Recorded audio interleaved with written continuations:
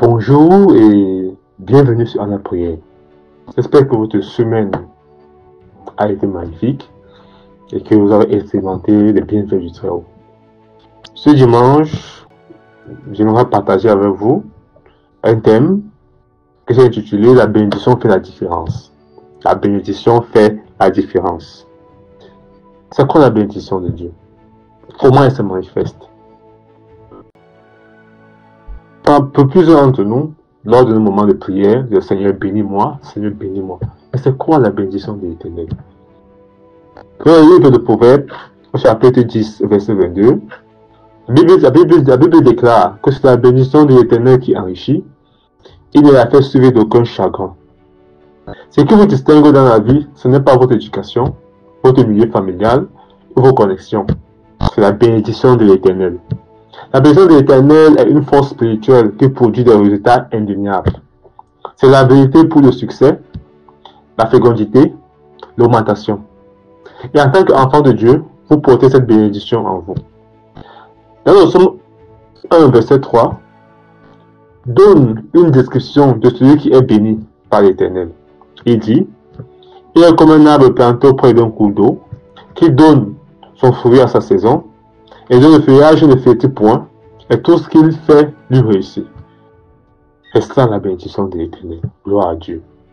Lorsque Dieu a béni Abraham, il a habilité à prospérer et à influencer des nations. Dans Galates 3, verset 9, la Bible déclare que ceux qui croient sont bénis avec Abraham le croyant. Cela vous inclut aussi. La bénédiction agit au-delà de la logique et des compréhensions humaines. C'est ce qui a permis à Isaac de prospérer pendant la famine.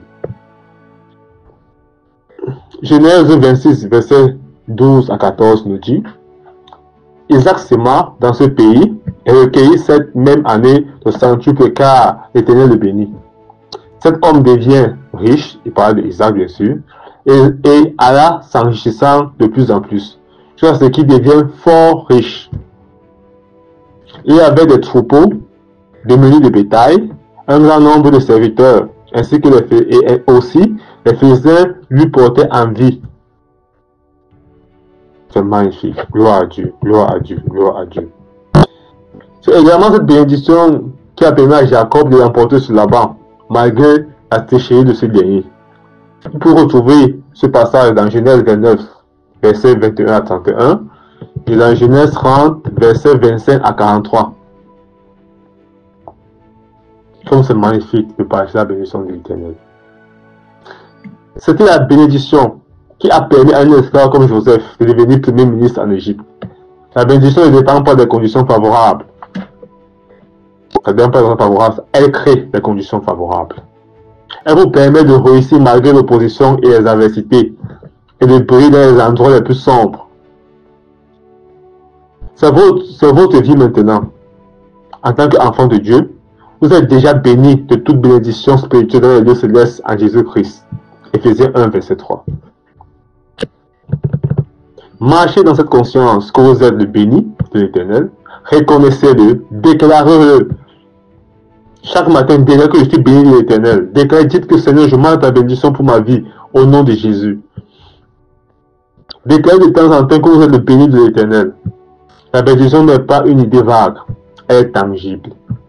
Elle se manifeste dans la santé, la sagesse, la faveur, les portes ouvertes, l'approvisionnement surnaturel.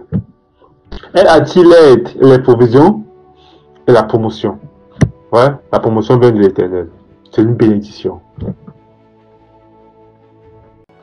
Vous n'êtes pas gouverné par l'économie et la politique et les systèmes de ce monde. Vous vivez sous le gouvernement du ciel. Et dans la plénitude des bénédictions en Christ. C'est ça votre avantage. Alléluia, alléluia. Alléluia, gloire à Dieu. J'aimerais partager une petite prière avec vous pour terminer cette exhortation.